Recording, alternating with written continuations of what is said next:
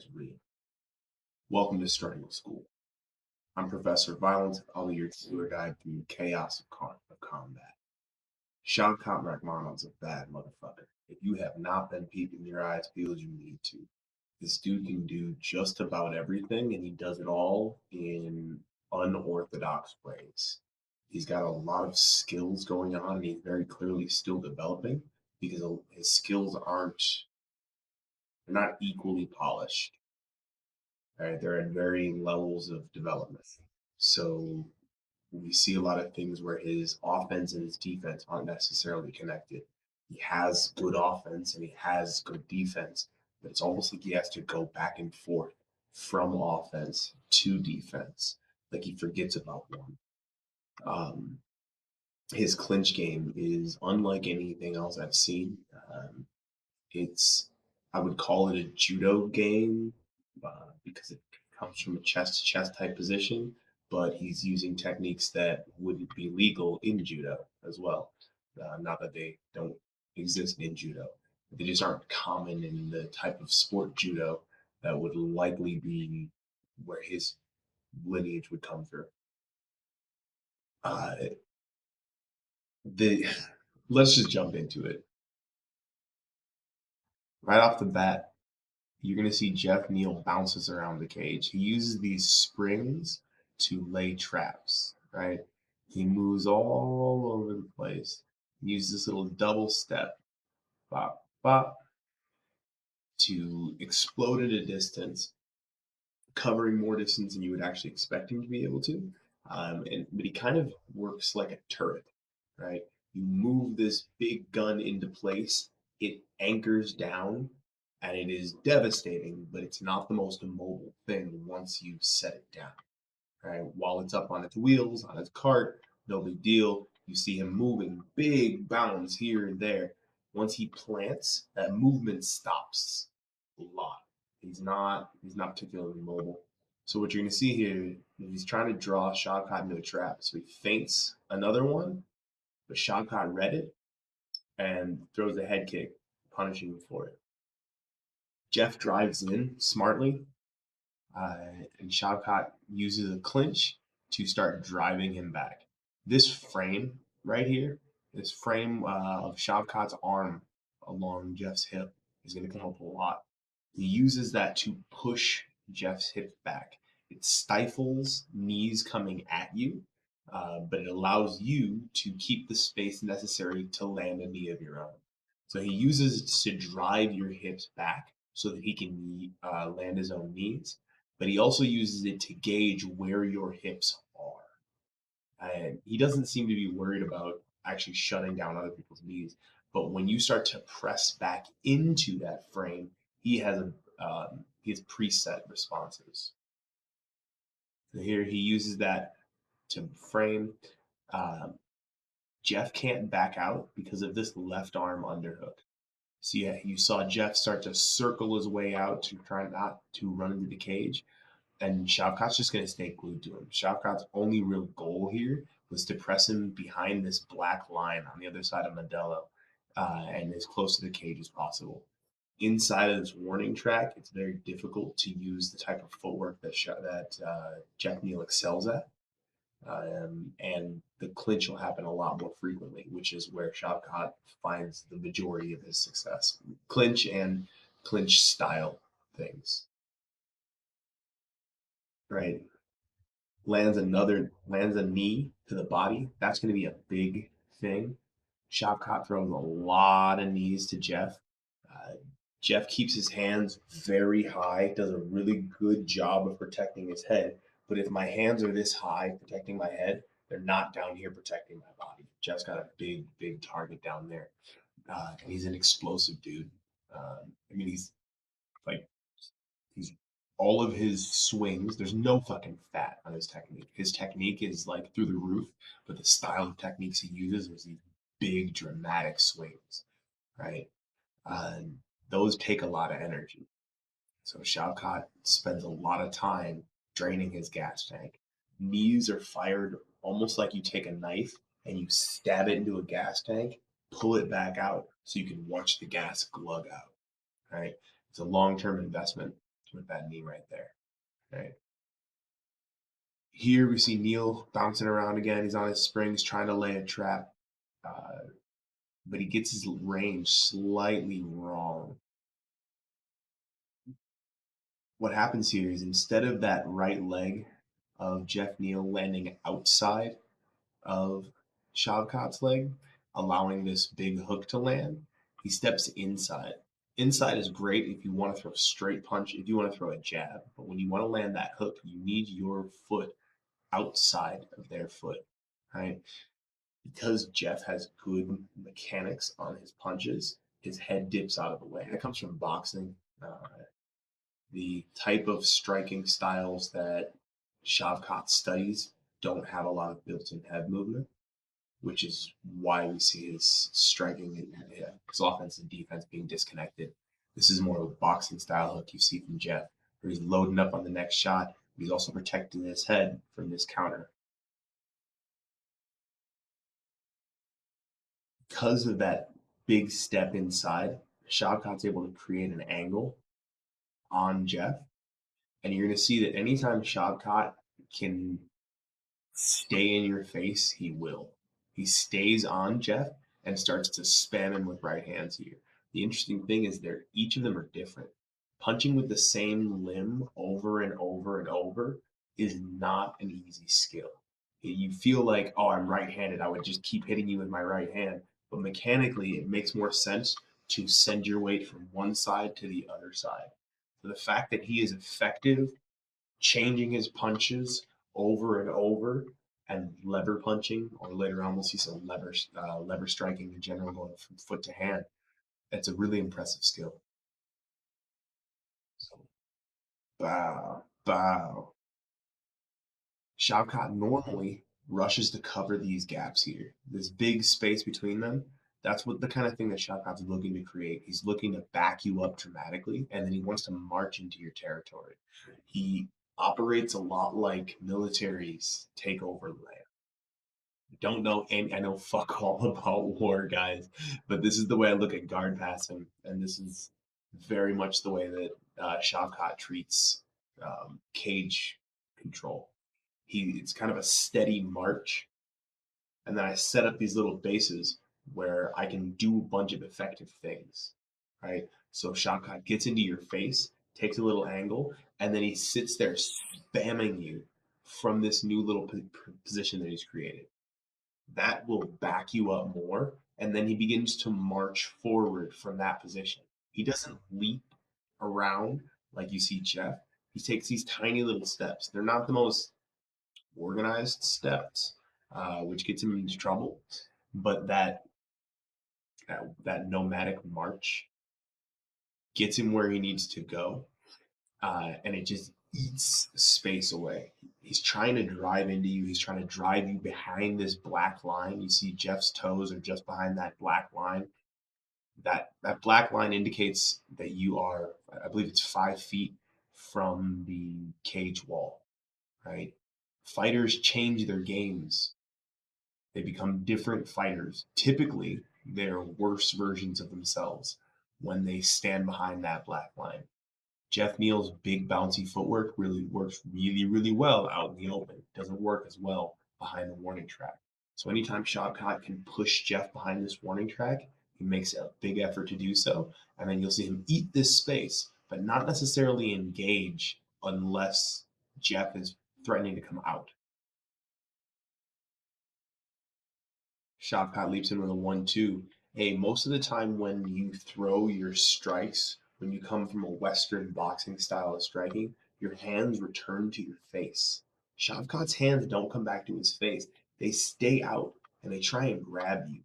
He's looking to clinch off of his punches. There's an old adage that you bring people in with your punches and you send them away with your kicks. He follows this quite a bit. Whenever he's punching, he's usually trying to grab you and bring you in closer to him, or he's trying to lure you in closer to him. When he's kicking you, he's usually trying to drive you away. There's a couple of exceptions to the use of this rule, uh, but he's a big follower of this belief. So you see right here that left hand behind Jeff Neal. That's Shavkat digging for a left arm underhook. That is his preferred clinching tool. You'll see his right hand does a couple of things when he clinches, but but Shavkat's preferred method of entering into a clinch is with a left arm underhook. Boom. That knee right there just gave Shavkat a grip on Jeff's body, or on Jeff's left arm here. He's going to suck that arm into an overhook, and he's going to use that to start setting up his takedowns. Sucks it in, frame on the hip. Jeff pushes back in. Shavkat switches to locked hands and goes for a trap arm, uh, kind of a trap arm sagging throw. Usually you would pop your hips and lift the guy. Shavkat's not really looking to lift people. He's looking to drag you to the mat or trip your feet out from under you. All right, so he locks his hands, he steps around behind Jeff's leg, and he's going to send his head towards his right to try and drag Jeff to the mat. Jeff gets his hip back, but it opens up another knee for Shavkat. No matter how you respond, he's happy about it. He doesn't particularly care if he gets the takedown or not. He's he the takedown is not the primary it's not the primary thing he's looking for. It's just one of the things he's looking for. You going to the ground is only one of a set of predetermined responses that are possible from that position. Your hips going back is another. He's going to develop different answers for Jeff's hips going back as the fight goes on. Jeff's on his springs, trying to draw Shavkat in. That is a big two, or a big head kick. Boom, right there. You see, Shavkat's eyes are still on Jeff. Shavkat has no idea what's coming. How do I know that?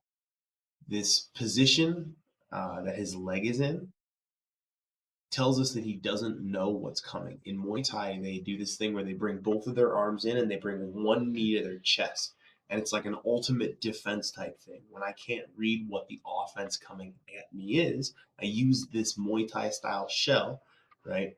Where my leg comes across my body to protect any potential damage on that side, and then I block on the same side, right? He's going to catch Jeff's leg, and he uses this as another little forward operating base to press into the clinch and try and strike, pushing Jeff behind the black lines.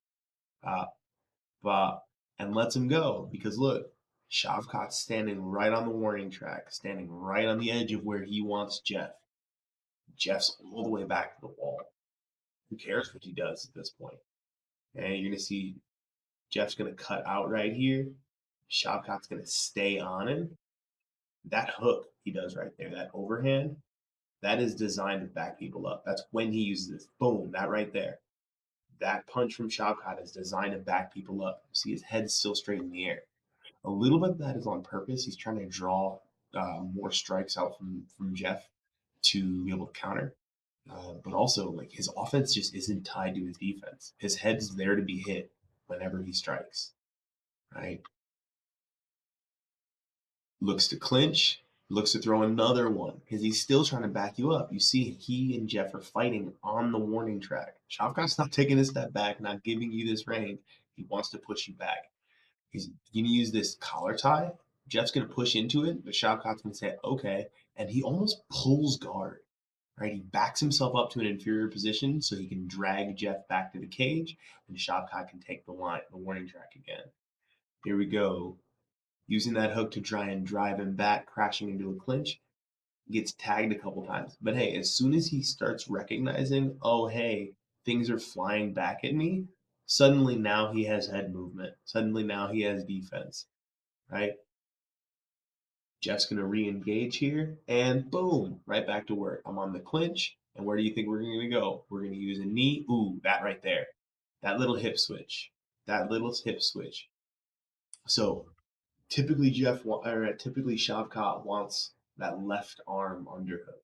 When he can't get it, when he gets the right arm underhook, he doesn't go for his trapped arm. For a trap arm body throw. Trap arm throw, whatever. Instead, he's going to go for an El Sotogari. So this little hip switch right here is him looking to trip Jeff's right leg with Shavkat's right leg. Look, right there. It's not there because Jeff starts to slide out of the way and separates his upper body.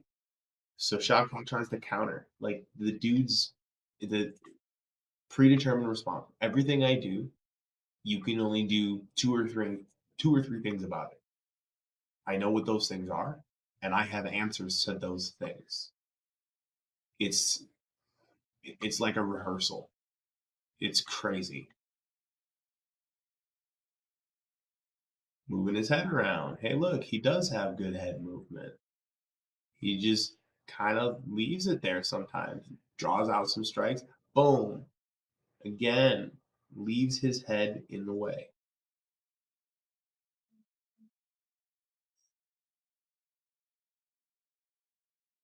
Switches back to defense, and now he can miss shots. He can slip shots.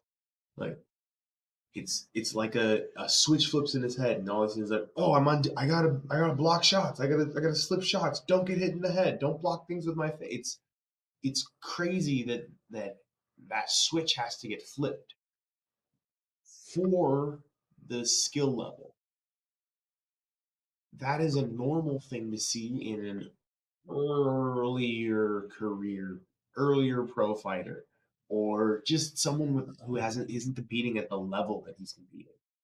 But the dude's now 17 fights into his career and forgets to use offense and defense at the same time.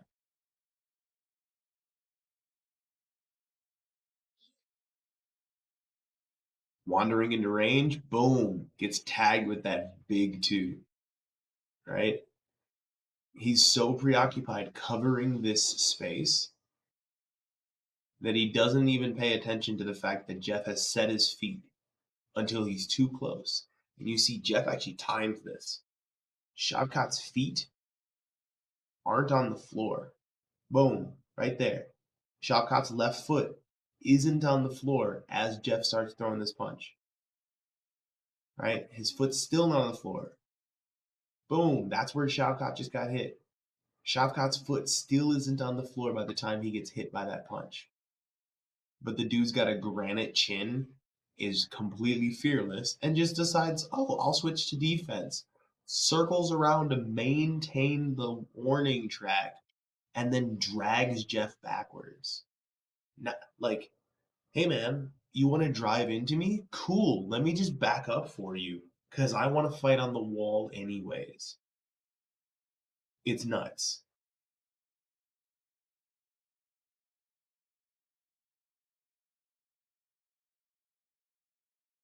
Jeff's using his springs, trying to set up a trap, right? Tags Shavkat big. Shavkat,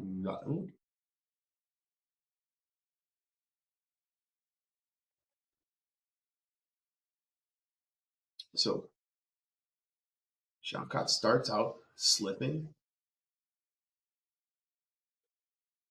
slides right out of range. Like awesome sense of range once he's set. But these moments where he's just trying to eat space or is attacking, like he just forgets. Slides out of range, comes back in, grabs the arm. That is you can't do that in any other striking art. That is uniquely mixed martial arts, right? Everybody else has closed gloves and doesn't allow enough grappling for this to be a real thing. Grabs the arm is going to keep it stationary, right? A good high guard isn't stationary because there's a big hole in the middle and there's big holes on the sides that you can go around. A good high guard is constantly mobile, right? Shavkat freezes the guard in place and is going to throw a two down the inside of it, causing Jeff to parry and slide right back. But that's okay because Shavkat's going to trail with a body kick, driving Jeff all the way back to the wall. Shavkat backs up to the warning track. Boom. Another body kick to drive Jeff back. Another body kick to drive Jeff back. Tries to clinch. Gets pieced up on the inside here because he doesn't have offense and defense at the same time, right? Slides back out, laughs it off because you win some, you lose some. Jeff tells him, fuck around and find out. This was such a great fight. Boom. That is the most unsafe strike to throw in boxing. My boxing coach in New Jersey told me there's no such thing as a safe punch in boxing, but some punches are safer than others. A jab is the safest punch. Leading with a rear uppercut, opening the exchange with a rear uppercut is the most dangerous strike in boxing. Boom! Because look at that, your head is wide open. Shavkat pulls his left arm down because he doesn't have offense and defense at the same time, and boom, gets punished for it big. You see how Jeff's coiled and ready for more things? Like his head's down behind his shoulder. He's using his body to defend himself against the oncoming attacks. Shavkat doesn't have that. Gets wobbled. In boxing, that's a knockdown. Hand touches the mat, that's a knockdown. But he recovers. Right here, you see Shavkat start bouncing around. We're going to see him start using springs. Jeff tries to step in here, uh, but he had his range off just a little bit. So when he steps in, he actually steps into the line of this jab. He steps onto, it steps into the line of fire. Shavkat's gonna use that jab to step outside, widen the lane for this cross. Hey, you want to knock somebody out? Make their chin touch their chest, or make their chin touch their shoulder. This punch goes across the line of Jeff's chest, making his chin touch his shoulder. The only reason this punch didn't knock Jeff out is because Shavkat's back foot is off the ground and his hip is facing down. His hip isn't sending the energy into Jeff. His hip is sending energy down into the floor, and you need 2 feet on the ground for maximum power. You need that your power comes from the ground. If you take a foot off the ground, you lose that power. This if that foot's on the ground, that's a knockout. Sends Jeff reeling back, and Jeff lashes out big to try and counter. Here's our finish.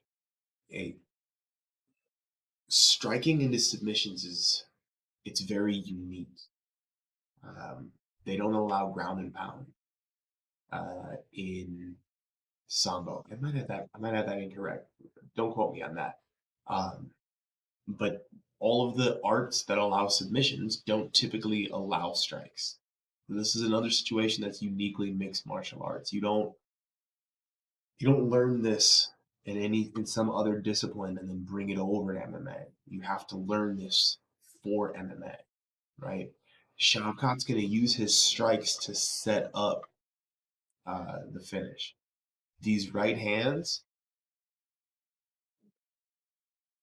these right hands are designed to lift Jeff up, and that allows him to drag that grip under Jeff's chin. Turning around behind him, gets his elbow in position to actually finish this.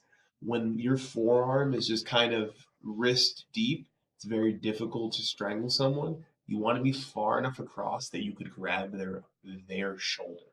Right? The deeper the better. I don't want to be flat in front of you. I want to try and go all the way back to your shoulder so that I can compress that elbow over your neck. Shavkat starts to fight that elbow in front, and you're going to see him start to twist it backwards to finish. Lacing that leg, arching in. That lace stops Jeff from turning his way out of this. If Jeff was able to step his leg back in front of Shavkat, he could either fall to the ground or continue to spin, both of which would take him out of position and decrease the power of the strangle, giving him the time necessary to escape. Not saying he's going to escape, but those are the two things I personally would be trying to do in order to get out of this strangle. One of my students tried to do this the other day, uh, and it's a tricky angle to finish anything. This works because he's standing, because he's able to make the bend in the back. You lose any of these little things, and this submission doesn't work. This is something that Shao Kahn has done before, likely with some regularity. This is not the kind of thing that he snatched out of thin air. He didn't fall into this. He knew this was here and knew exactly what he needed to do to execute this finish. Shavkat the Nomad Rakhmonov. Bad Mamajana. Thank you for being here this time and every time. It's said that totally wrong. Thank you for watching Strangle School this time and every time. Thank you for being here.